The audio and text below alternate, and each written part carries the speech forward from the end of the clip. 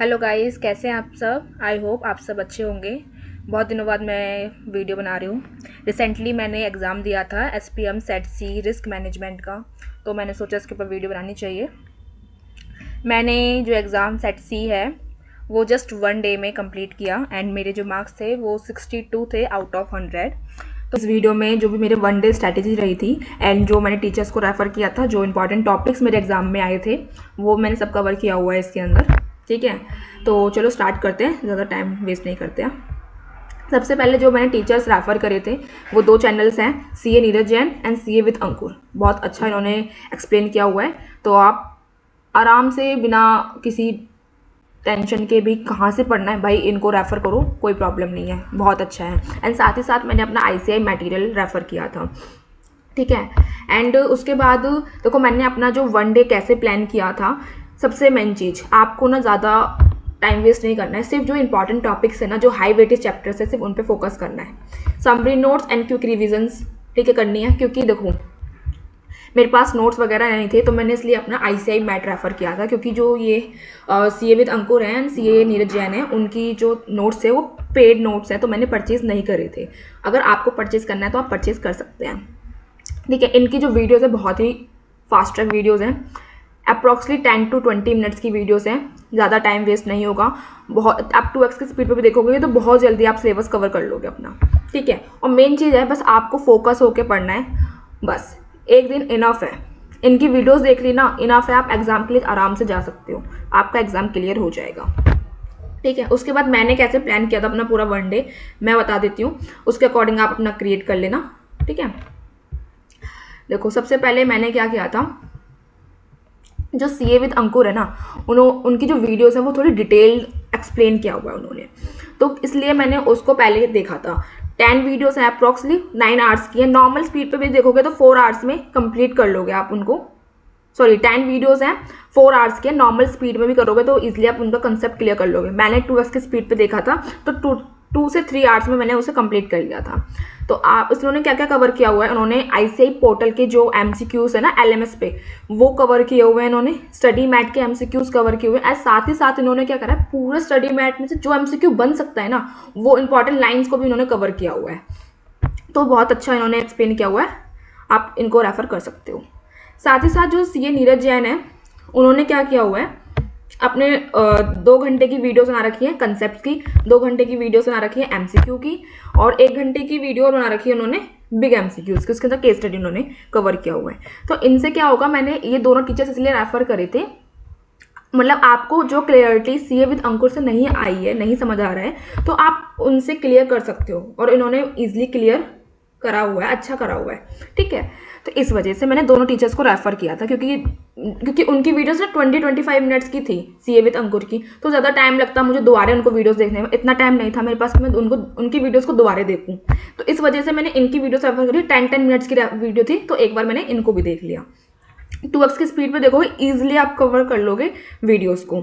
ठीक है, तो ऐसे मैंने क्या करा था, 10 आवर्स में, 9 to 10 आवर्स में मेरा कंसेप्ट विद MCQs प्रैक्टिस हो गया था। मेरी स्पीड देखो जितनी थी, मैंने 9 to 10 आवर्स में कंप्लीट किया। आपकी कैपेबिलिटी अच्छी है तो आप इसको जल्दी कंप्लीट कर सकते हो। मुझे जब भी सेटिस्फाई नहीं हुई मैं, क्योंकि भाई मुझे ऐसा लग रहा था कि कल एग्जाम है, पढ़ तो लिया है, आता तो है, बट मतलब फिर भी नहीं था, तो मेरे को लगा कि एक बार नोट्स को रीड करना चाहिए, और नोट्स मेरे पास थे नहीं, तो मैंने इसलिए अपना ICI मैट को रीड किया। ठीक है, जो चैप्टर 2 है ना और 4 है वो लॉन्ग चैप्टर्स थे, तो उनको मुझे 1-1 घंटा लग गया था पढ़ने में, और बाकी चैप्टर्स बहुत छोटे हैं, ज़्यादा बड़े बड़े नहीं है, 7 to 8 पेजेस के चैप्टर्स हैं, तो ईजिली आप आधे घंटे में पर चैप्टर कंप्लीट कर सकते हो। तो ऐसे मैंने क्या किया था, 6 और 7 आवर्स में मैंने अपना स्टडी मैट कंप्लीट कर लिया था। और ये है भाई आपके पास, भाई हमारे पास तो टाइम नहीं है स्टडी मैट को पढ़ने का, तो आप मुझे बता देना, जो मैंने हाईलाइट किए हुए ना अपने इंपॉर्टेंट नोट्स और हेडलाइंस जो भी है, तो मैं आपको वो प्रोवाइड करा दूंगी। क्योंकि मैंने ना एग्जाम में एक चीज़ देखी, ICI ने ना एग्जाम कहीं और से नहीं बना रखा, सिर्फ अपने स्टडी मैट से ही बना रखा है। उन्होंने एग्जैक्ट पैराग्राफ को कॉपी पेस्ट किया एग्जाम में। ठीक है, और साथ ही साथ वो 3 से 4 ब्लैंक छोड़ दिया कि भाई फिल आउट करो। सिंपल है, ज़्यादा टिपिकल एग्जाम नहीं है, जितना जल्दी हो उतना जल्दी आप दे दो, क्योंकि ना ICI धीरे धीरे लेवल को इंक्रीज करेगा ही करेगा। ठीक है, इस वजह से तो अभी आप जितना जल्दी दे सकते हो उतना बेटर है।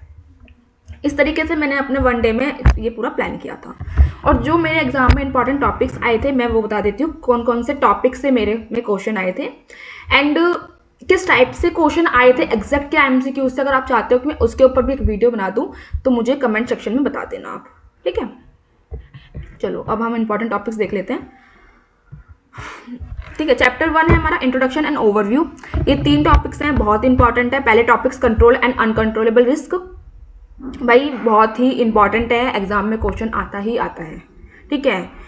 रिस्क बेस्ड ऑन कॉन्सिक्वेंसेज, इस पे भी एग्जाम में क्वेश्चन आया था, बहुत इंपॉर्टेंट है, बिल्कुल मत छोड़ना, ठीक है। सी एज अ मैनेजर, इससे एक क्वेश्चन आया था मेरे एग्जाम में, ठीक है। मैंने साथ ही साथ आपको पेज नंबर भी लिख दिया है स्टडी मैट का, तो आप इजीली, ये स्टडी मैट के पेज नंबर है तो वहाँ से आप रेफर कर सकते हो, टाइम है तो उसको रीड कर सकते हो वहाँ से आप, ठीक है।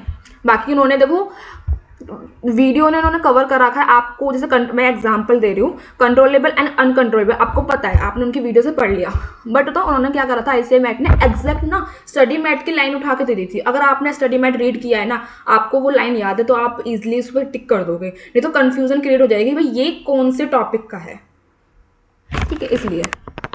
उसके बाद सेकेंड चैप्टर है रिस्क स्ट्रेटेजी एंड गवर्नेंस, भाई इसको कर लेना, थोड़ा लेंथी चैप्टर है, पर मेरे एग्जाम में दोनों टॉपिक से क्वेश्चन आया था, COSO enterprise risk management framework and SEBI, दोनों से आया था। उसके बाद हमारा है chapter 3 role of risk stakeholders, very very important, high weightage chapter है। मुझे तो ऐसा लग रहा था एग्जाम देख के कि सारा एग्जाम ना इसी चैप्टर से आया है, 10 to 20 मार्क्स से लग रहे थे, तो इसी चैप्टर से उठा के इन्होंने दे दिए। और कंफ्यूजन कहाँ क्रिएट हुई मेरे लिए, risk manager and risk owner में, भाई सेम क्वेश्चन केस स्टडी में भी पूछ रखा है इन्होंने, और नॉर्मल जो दे रखा है केस स्टडी के अलावा जो नॉर्मल क्वेश्चन MCQ है उनमें भी पूछ रखा है सेम क्वेश्चन, 3-4 क्वेश्चन तो एग्जैक्टली सेम थे। तो इस वजह से वहाँ पे थोड़ी कंफ्यूजन क्रिएट हो गई थी, क्योंकि एग्जैक्ट इन्होंने क्या करा था, लाइन उठा के दे दी ICAI मैट की, ठीक है। तो मुझे समझने में थोड़ी दिक्कत आई थी कौन सा है, और दोनों के ना रूल्स एंड प्रॉपर्टीज वगैरह सब सेम है, तो थोड़ा सा दिक्कत हो गई थी कहाँ पर टिक करना है, बट ठीक है वो मैंने करेक्ट टिक कर दिया था। और मैं अपनी नेक्स्ट वीडियो में मैं आपको बता दूंगी कि कौन सी लाइन आई थी एग्जाम में मेरे, ठीक है। And external auditor and internal auditor, भाई एग्जैक्ट पैराग्राफ उठा के दे दिया था इन्होंने ICAI मैट का इस टॉपिक से, ठीक है। चैप्टर 4 है रिस्क असेसमेंट, इसमें से आया था एक प्रैक्टिकल क्वेश्चन आया था, भाई मैं प्रैक्टिकल क्वेश्चन नहीं करके गई थी, मैंने ट्राई करा था पढ़ने का, क्योंकि जब मैं ICAI मैट पढ़ रही थी तो मुझे दिखा, तो मैंने सोचा मैं कर लेती हूँ, भाई समझ ही नहीं आया मैं तो छोड़ गई। बट आपको अगर समझ आए तो प्लीज़ कर जाना, क्योंकि 3 नंबर का आया था प्रैक्टिकल क्वेश्चन, ठीक है। 2 प्रैक्टिकल थे, उसके अंदर इस तरीके से पूछा हुआ था कुछ कि NPV बताओ, उनकी find the value of NPV of this case, कुछ 3 केसेस दिए गए थे इस वजह से, और ये पूछा था कौन से केस में नेगेटिव NPV होगा, इस टाइप से वो प्रैक्टिकल क्वेश्चन आया था, तो ठीक है, तो प्लीज़ कर लेना। उसके बाद है risk management and heat map, ठीक है, तो इससे मेरे 2 क्वेश्चन आए थे इस टॉपिक से, प्लीज़ कर लेना इसको भी, ठीक है। उसके बाद हमारा नेक्स्ट चैप्टर है चैप्टर 5 रिस्क रिस्पॉन्स, भाई चैप्टर कर लेना, वेरी वेरी इंपॉर्टेंट, एक चैप्टर 3 एक चैप्टर 5, ये 2 चैप्टर बहुत इंपॉर्टेंट है, बिल्कुल मत छोड़ना, ज़्यादा बड़े भी नहीं है, 5 से 7 पेजेस के चैप्टर्स हैं, तो प्लीज़ अच्छे से कर लेना। उसके बाद चैप्टर 6 ज़्यादा इंपॉर्टेंट चैप्टर नहीं है, risk monitoring and reporting, but ये ICAI एग्जाम में क्वेश्चन तो देता ही देता है, और सब ना सेम चैप्टर से, तो मुझे पता नहीं चल रहा था चैप्टर 6 का कौन सा क्वेश्चन है, तो इस वजह से। पर मॉनिटरिंग एंड रिपोर्टिंग तो हर किसी में यूज़ हो रहा है, भाई मॉनिटरिंग करो, रिपोर्टिंग करो, आइडेंटिफाई करो, तो इस वजह से तो ये है कि आप कर लेना, ऐसा नहीं है कि भाई इंपॉर्टेंट, बट रीड करने में कुछ नहीं जा रहा, 4-5 पेजेस का चैप्टर है, रीड कर लेना, ठीक है। तो इस चैप्टर में मैं आइडेंटिफाई नहीं कर पाई थी चैप्टर 6 का कौन सा क्वेश्चन है।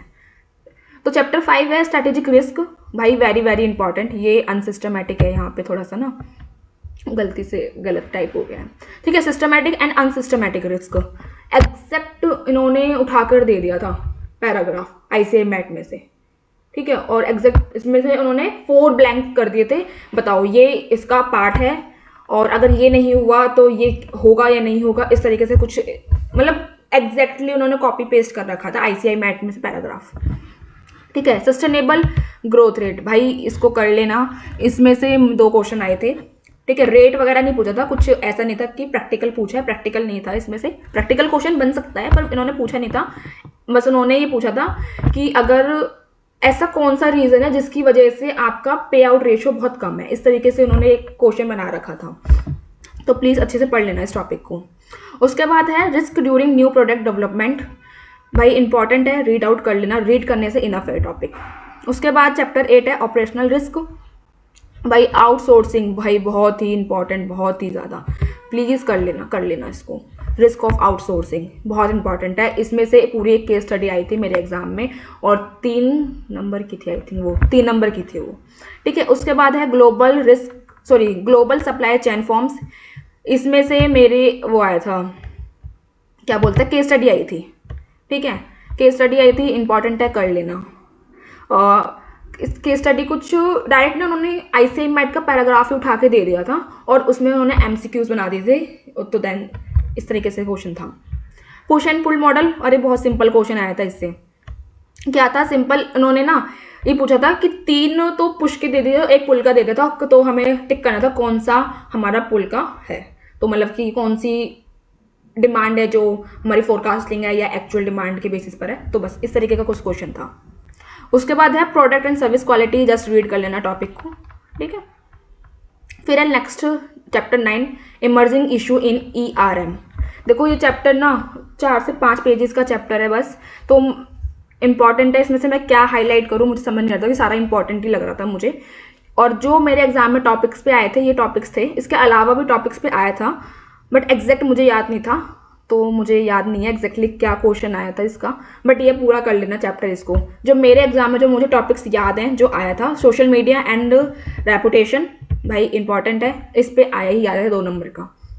उसके बाद है रिस्क पॉलिटिकल एंड जियोग्राफिकल। इस टॉपिक पे ना ऐसा आया था, रिपीटेड क्वेश्चन आए थे, दो रिपीट क्वेश्चन, सेम क्वेश्चन आए थे रिपीट, एक केस स्टडी में दे दिया था इन्होंने और एक नॉर्मल क्वेश्चन भी उन्होंने पूछ लिया था।